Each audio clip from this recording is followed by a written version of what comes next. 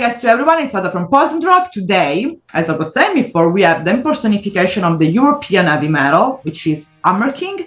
First of all, Titan, folks, how is going? Hey, it's fantastic being with you. It's a pleasure talking to you. Today is a fantastic day. Many great things are happening, and it's a pleasure to be on Poison Rock. Thank you. It's a really pleasure because, of course, next month, it's almost less than a month. So the 22nd of March, there will be the release of König und Kaiser. Hey, very well. König und Kaiser. I'm trying to learn. So, how do you feel about that? I mean, we're getting close. It's really interesting. I mean, when you do an album, you do one step after the other, and then you don't really realize how many months has passed in the meantime. But then you come back and look at it, and then probably you see that it's less than 1 month until the album is out, and I've been busy all the time. And of course, it's always fantastic if you know and if you feel that something new is coming along. So it's absolutely, we're all very happy about it. Yes, well, because like I was seeing you already, because there has been already 2 single released, The Devil I Will Do and Hail by the Hammer. Hail by the Hammer, yeah, that's right. But the most recent is the Devil I Will Do. So yeah, that's right. Yeah. We'll do some. Of course, this single gives a little bit of the vibe what we can find in the album. So just to not spoil anything, to say anything to the people, because like in my opinion, they have to listen the album and get their own idea.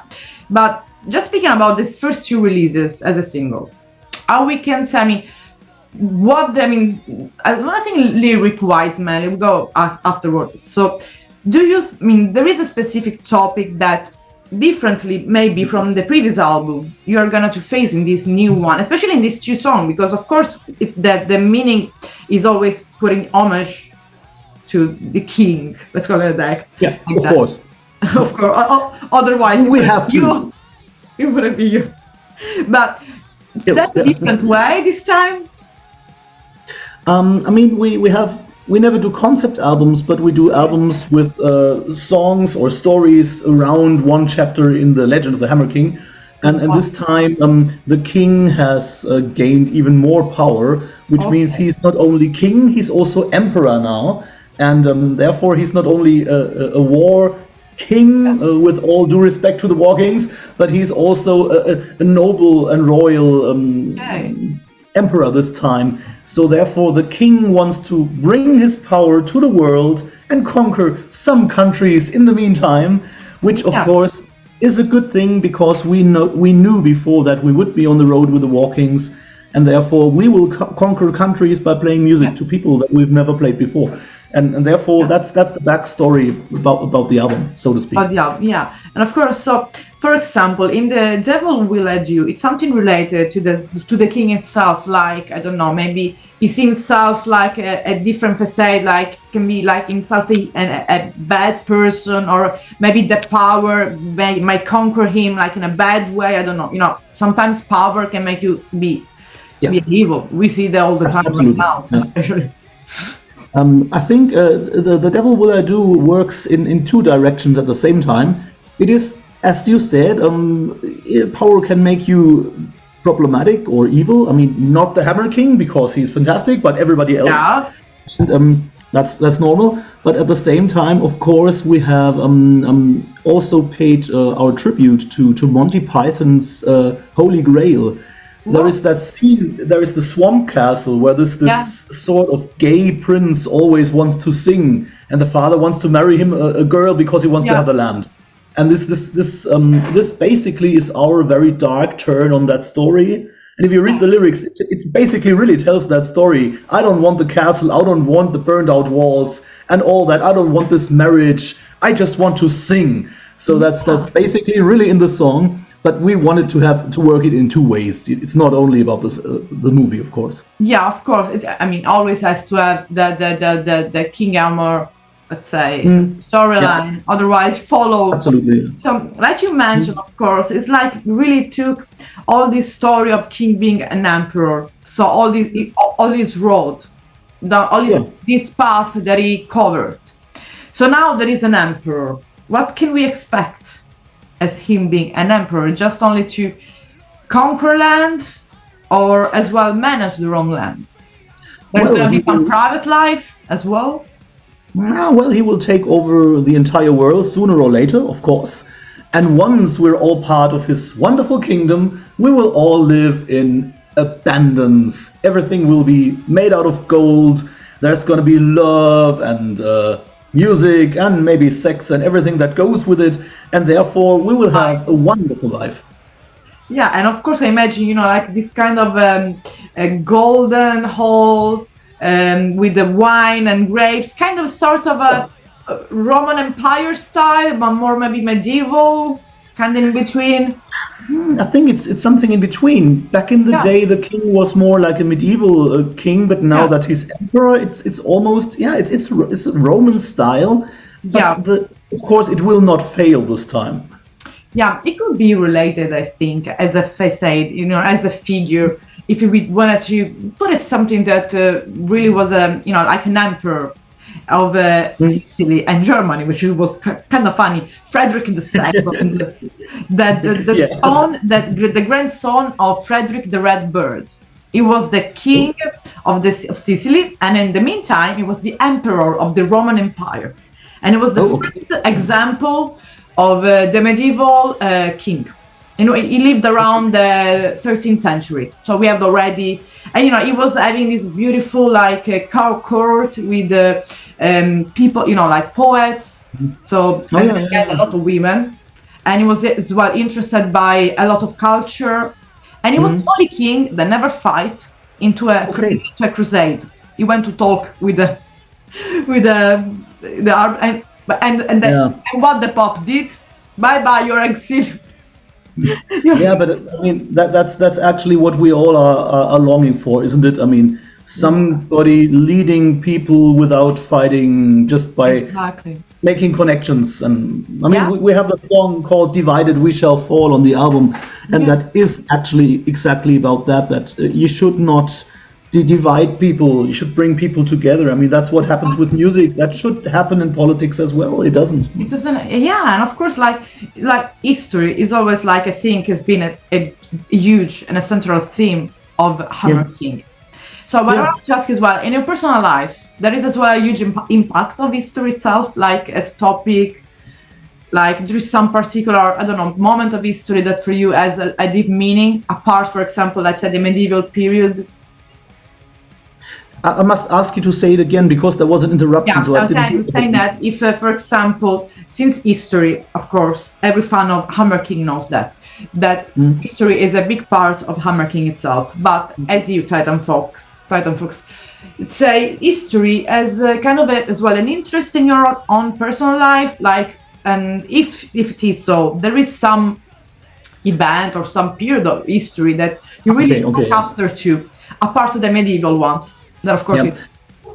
Honestly, there really is one, and I mean my problem with history, especially when you think of schools, the way that they teach history, I think the problem is that most of the time you can only understand it, but you can never feel it. You can never feel, why did Adolf Hitler do what he did, for example. You can understand it logically, but there is no link to me, and therefore, I mean, as my favorite auntie lives in Berlin, I've been to Berlin numerous times, and if you are sort of at home in Berlin, there is no way that you can get around anything from basically from Bismarck to Adolf Hitler to the division of the country. Country. So that might be my most favorite. Oh my goodness, it's not my favorite part of history, but it's the most interesting. Because you can still feel it when you come to Berlin. There is a vibe that is unlike everything else because it's got a strange history with being a divided city. It's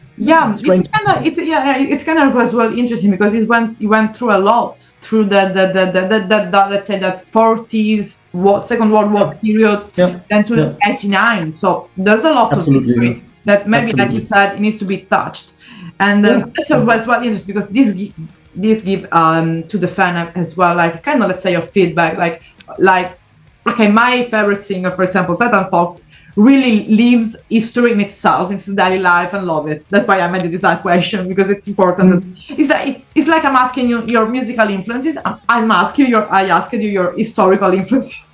I must say, when we write songs, Yeah. stories of Hammer King, there is not that necessarily a true link to real history. It's Of I mean, course. after 6 albums, you are in your own sort of History path. story in a way, and therefore you can just keep writing new Yeah. chapters and episodes. But of course, history is fantastic because history has brought us where we are today, and people tend to forget about that. Yeah, exactly. And of course, like, I mean, creating all about this history about around Hammer King, it has to be really like a journey for each one of you, like starting from scratch and creating all of this world. So of course, like, I don't want to come back to 2015 and just analyze each album and everything, but just to give as well a little bit of background to, let's say, people that never have heard about Hammer King. So we want to just summarize really the story of this incredible and almighty king. Oh, it's a pleasure. It's an absolute pleasure. I love when any band talks about the entire discography. So this is probably the first time that I'm doing this. What a great day. I mean, we started in 2015 and we had the first album called Kingdom of the Hammer King, which was released by Cruz del Sur Music from Roma, Italy. And therefore we are linked to Italy in a way from the very beginning. We played, I think, the last show or the second to last show for the first album in Rome, actually. So that was wonderful being there. Beautiful city, really. Yeah. And lots of history as well. And we did the first album, and it was all about whatever happens inside the kingdom. There was the Chancellor of Glory, who was doing the sort of day-to-day business for the Hammer King, and so on. So that that was that. We did King is Rising in 2016, roughly 1.25 years later. Yeah. And it was a battle album about whatever the king was doing war related, Of course. crusades and so on. I mean, he You did need to that. move. You have to conquer. Yeah, sometimes you have to do, like going to the grocery store and do some shopping. And then, of course, we had Poseidon Will Carry Us Home in 2018, which Yeah. was a very nautical album. Sail ship on the front of it, maritime themes from start to finish. Wonderful album. And that was the last that we did with Cruz del Sur, because we knew, and I always say that Enrico is a fantastic guy. He's one of the most integer and honest people in the business. But we knew that we were not the perfect match for Cruz del Sur. Yeah. And we could not reach the fans that we wanted to reach out for. So we sort of tried to look for other labels, and we always thought that Napalm would be fantastic, and it happened. It is. So It's hard. it was, yeah, we were very happy to do that, and then of course there was this small unimportant thing called the COVID thing. Who Yeah, fucking cares? please, let's forget about. Yeah, we had that. It never happened. It never happened. And forget it. then after that we did the 2021 album simply called Hammer King, which then was about the king himself. Okay. Many personal stories of the king. And then, as we wrote King Demonium during this thing that never happened, we had an album that was dark, where you could feel that our freedom was attacked and taken away. And therefore, that happened in the songs. And if you listen, It was kind of a reflection of that period of the pandemic, to say, because I don't want to say, but let's say, like a kind of reflection as well. Like the king was living that in his, not the pandemic in that album, but kind of taking away his freedom. Yeah.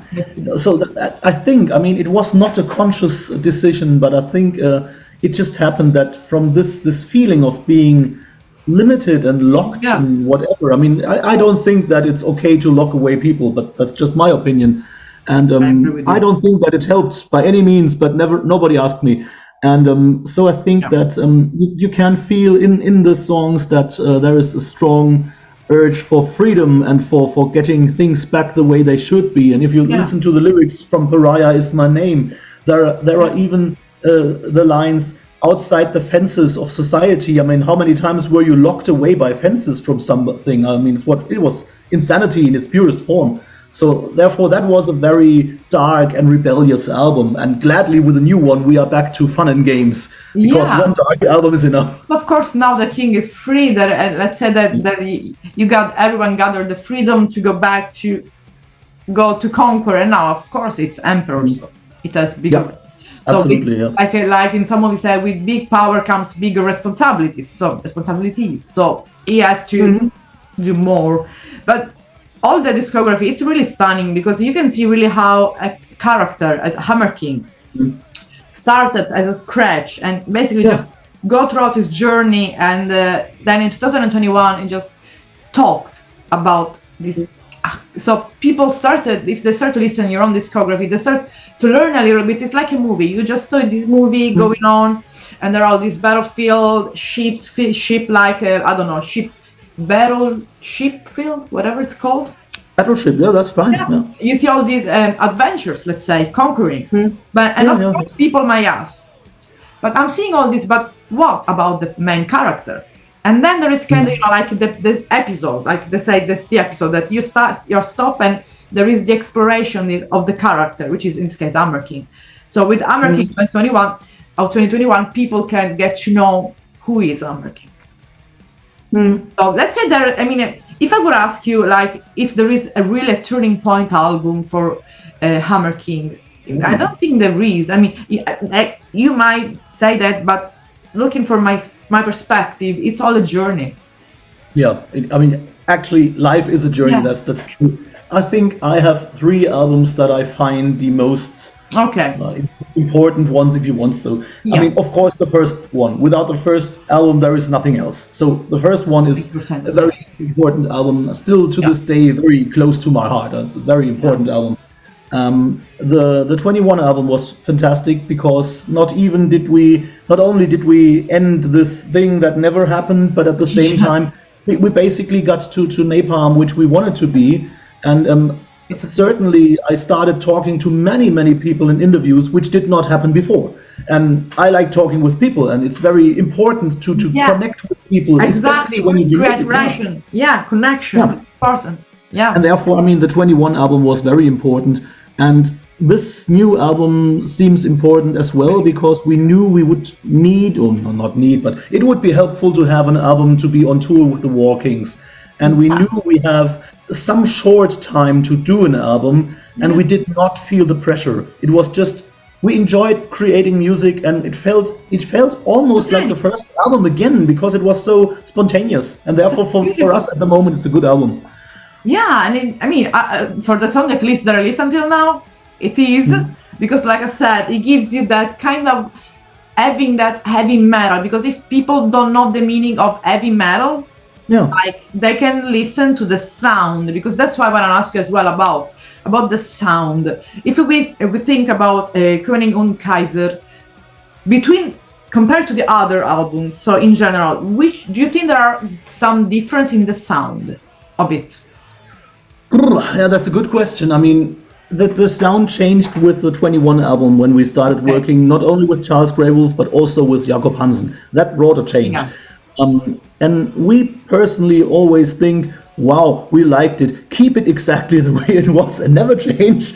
And there are slight changes. When I prepared for this tour, I had all the songs in the player and doing them back and forth. Yeah. I think that on the new album, it sounds even a bit more brutal than before. Okay. But at the same time, there's much more space for the melodies again. So when we wanted to work with Jakob Hansen, we would like his work that he did with Pretty Maids. And that was exactly what he did now, because he kept the spirit of the 80s in the Pretty Maids. Exactly. And he made them heavy as shit. So that was Motherland, Pandemonium. What albums? Oh my goodness. Yeah. I don't think that Pandemonium or Motherland are by any means weaker than Future World or Jump the Gun. So exactly. My favorite album might be Motherland by the Pretty Maids. So it's fantastic. I love them. Yes, Mother of All Lies. What a song. What a song. Yeah, their song is unbelievable. It's always said as unbelievable. And of course, like you said, you mentioned lives and an upcoming tour. So what about that? When you're going to start? I know where you're going to start, but let's say to the people. So what is the first official gigs? The first official gig, and truly the first gig that we will play now, is going to be on the 21st of March. Okay. So we had the master plan to do the first show exactly on the release date, but then it happened that the Tour Rock in Essen, it sold out. and so they added one more show and put that in front of the others of the tour. So the first show now is actually the 14th. It just happens at one day before the release. So it will be exactly linked with the album's release, and it will be 14 shows starting on the 21st of March, and it ends somewhere around the 20th of April, I think. Yeah. And it's going to be all around Germany or some country as well around it? We have lots of Germany, of course. There is 2 shows in the Netherlands. There's going to be the Z7 in Pratteln in Switzerland. There is 1 show for us in Wörgl in Austria. And I hope I did not forget about anything. People can take a look, of course. They can take a look. There's 5 shows before we get on the tour with other bands. So there's at least the Czech Republic that we sadly have to miss this time. But anyway, but it's gonna be. I mean, this is just the beginning of this release. There's gonna be, the festival season as well. That people can catch you up. I think around the Europe in summer. There's already some festival that you are announced to be in summer. Yeah.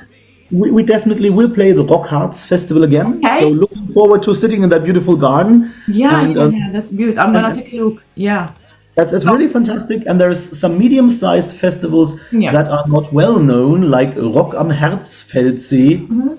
But they got bands like Blind Guardian and In Extremo. So that's gonna be a big festival. It's just not that famous so far. Of course. I think that's what is very good is to be on Summer Breeze and Rock Hearts and stuff like this in Wacken. But of course, you reach gazillions of people, but they might not remember who they have seen in 6 days. They might not remember every band, so it's very important for us to play festivals that have only 1 day or 2 days, so that when we play at one day festival, most people will at least remember they have seen Hammer King, and that is what it's all about. So that's beautiful. I mean, that's the most important things as well. And of course, before I just got to talk a little bit about the conclusion. Something, one song really. Once the album is gonna be out, it's gonna be on every people's shelves, and then because of course I think there is the physical copy of the album as well. Absolutely. Perfect. It's over there in some boxes. It's already here. We have that. We have the confirmation. So there is already the boxes are the witness of that. So it is. If the other camera would work, I would turn it over, but it won't work. There is apart the 2 song that you already released, one song that you really have fun recording and you really want to suggest to the fan to listen. Say you have the album, go straight to that song. I always am a huge fan of the strange songs. So in that case, I suggest please everybody listen to Kings of Arabia, which is the most weird song that we have on the album. It is slightly tongue-in-cheek, but at the same time, it truly works musically. So for us, not everybody in the band thinks it's the greatest song, but it's special and I personally love it. And the guitar solo on that song is the very, very first take I ever played because it's from the demo. I did not record it in the studio, we took it from the demo. It's only one take and it's really, wow.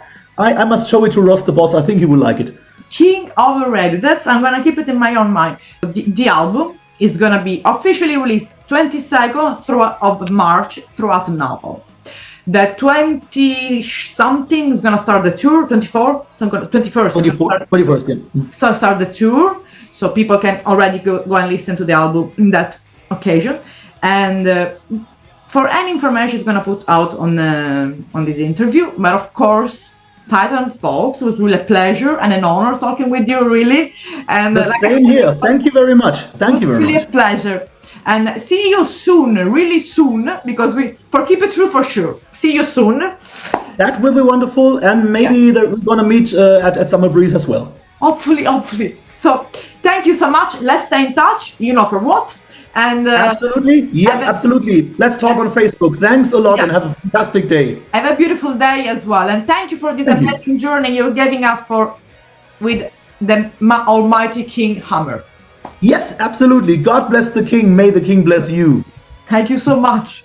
I thank you from my heart. Thank you. Bye bye. Bye bye. It was a pleasure.